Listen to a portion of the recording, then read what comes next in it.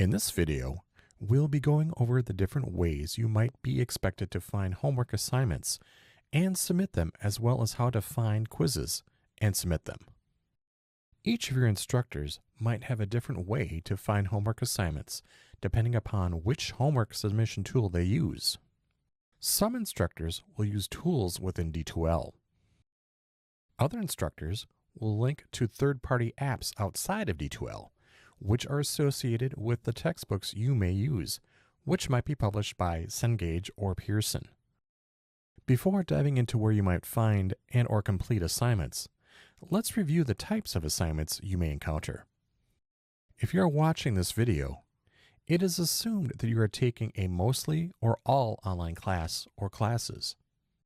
In some cases, your face-to-face courses may have an online component, but the general situation will still apply.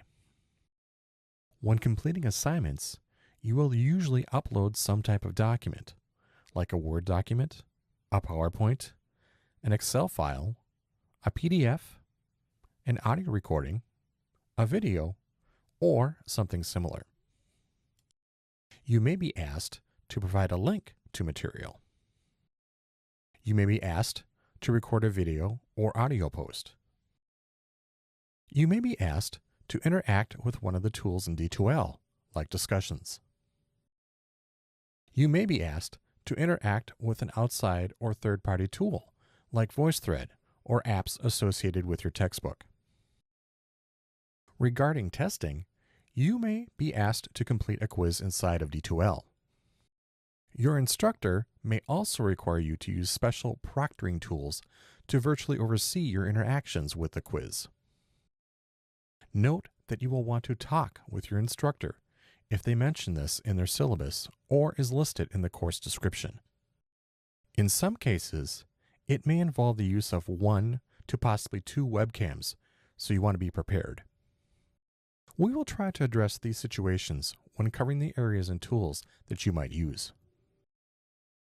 Okay, now that we have discussed the possible types of assignments you may encounter, let's look at the areas and tools that you might interact with. When you first log into a course, the area that you will check out to find out about homework will usually be found in the content area. Note that some instructors may post announcements about upcoming homework or assignments. Some may even post links. Some may also use the content browser widget and or calendar widget. Note that these places, which are found on the home page of a course, may not completely show what's needed for an assignment, when it's due, or may even not list all of your assignments. With that in mind, it would be beneficial to also check out the content area for any information that might be missed. Looking at the content area, you will notice 2 general areas: the table of contents on the left and the topic or modules info on the right. Your instructor will be organizing the content and activities for the course into modules that are listed on the left. They may be listed in numerical order, for example, Module 1, Module 2, and so on, or be listed by weeks chronologically, for example, Week 1, Week 2, or by dates. In some rarer cases, your instructor may divide up the folders into lectures, activities, homework, quizzes, and resources. If you are unsure how your instructor has organized the content, make sure to contact them. When you click on a module, the info in it will open in the right. Here, you will most likely find lectures or reading material, maybe a practice activity, and then maybe homework of some type. They may provide specific links that will open another area of D2L where the assignment, discussions, or quizzes are located. Or they may give you directions to go to those areas, which leads us to the next navigation menus you might use. Next to content, we have the assignments menu. This is where you would click on a specific assignment link and follow the directions to complete the assignment. In most cases, you will be uploading a file, but you might be asked to leave a text comment or record and post a video or audio comment. To upload an assignment, you would choose the text link for the assignment. A new web page will open that may list instructions for the assignment and buttons to click on to add a file or create an audio or video recording. You also have an editable text box that you can enter comments in about the assignment. Your instructor may also just want you to use this text box for the assignment. When you choose Add a File, a pop-up box will appear where you can choose to either upload from your computer or from your OneDrive. If you are unfamiliar with OneDrive, it's a cloud storage space similar to Google Drive, where you can upload and store your assignments or other materials that you might use for all of your classes. If you have not done so, spend some time organizing your OneDrive space for your courses. Then, when you have completed your work for various courses, you can upload them to your OneDrive. It will be a good backup space and easier to submit your assignments. If you want to learn more about using the OneDrive, as well as using the other tools in the assignment area like recording audio or video, or making comments, refer to our list of tutorial videos. Besides using the assignments menu to submit homework assignments, your instructor may also give you a link to an online textbook assignment app. You would then just follow the directions provided by your instructor and the textbook publisher to complete those assignments. Another type of assignment your instructor may give is a discussion post. To get access to these discussions, you would use the discussion menu. Your instructor may either post a specific link in the content area to a topic, or may tell you to go to the discussions and post to a topic. The discussion area is organized in the following manner. You first have general discussions listed. Then, within each discussion, you have specific topics, which could be one or more, that you would choose to post to. Once you open a topic, you have two options. You can either start a new thread, which you would do if you are creating a new post or your first post, or the second option is to reply to one of your classmates' posts. You would do this by choosing their post, reading through it, and then choose Reply to Thread at the bottom of the post.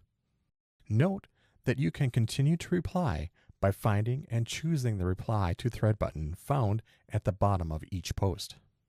Another thing to take note of is that your instructor may have some additional settings or requirements applied to your topic posts. They may hide your classmates' posts until you create your first posting, then let you see the other posts. They may also require you to reply to one or more of your classmates' posts, which of course is the nature of using this tool. So, you will want to be proactive in coming back to discussion assignments to complete the full requirements. The last type of work activity that you will probably do are quizzes. Again, your instructor may either post a unique link in the content area to a specific quiz, or may tell you to go to the quiz area and find the specific quiz. The quiz area can be found using the quiz menu in the nav bar. To start or access a quiz, you would click on the text link. Then, you would follow the instructions to take and complete the quiz. A couple things to be aware of when taking a quiz. The quiz may have a time limit on it, meaning that you have a certain amount of time to complete the quiz. The quiz also may be available to take for a certain amount of time, and depending when you start the quiz, could overrule the amount of time available for you to take the quiz. To put this another way, if you have a 1-hour quiz to take and you start it 1/2 hour before the availability cut date and time, you only actually have 30 minutes to take that quiz. So, pro tip here, make sure to start or take your quiz as early as you can. Don't wait till the last minute. This is also important because there might be some unforeseen technical issues that might pop up. Another thing to consider with quizzes is if your instructor is requiring you to use proctoring software. This is software that virtually watches or controls how you take the quiz. It might lock out any external browse use so that you can only interact with the web page that the quiz is open on. It may also require you to use 1 or 2 webcams to virtually watch as you take the quiz. So far, we have been talking about assignments, homework, and quizzes. If you are wondering where to go to find out how you did or how you are doing in the course, we have one other menu item area to look at. This is the grade menu, which is also found in the top nav bar. Here, you can take a look at how you did on an assignment, as well as what grade you are getting at the moment. You may also find feedback for some of your assignments here. Note that you can also find feedback on an assignment depending upon what your instructor does in the assignment area. To find this, you would go back to the assignment that you submitted to find that feedback. Well, that concludes our tour of what you might expect when completing homework, assignments, or quizzes in D2L. If you have other questions about your courses and using D2L, make sure to check out other tutorial videos that we have created or knowledge articles. Also, and maybe more importantly, seek help from your instructor. Good luck in your learning adventure here at Normandale.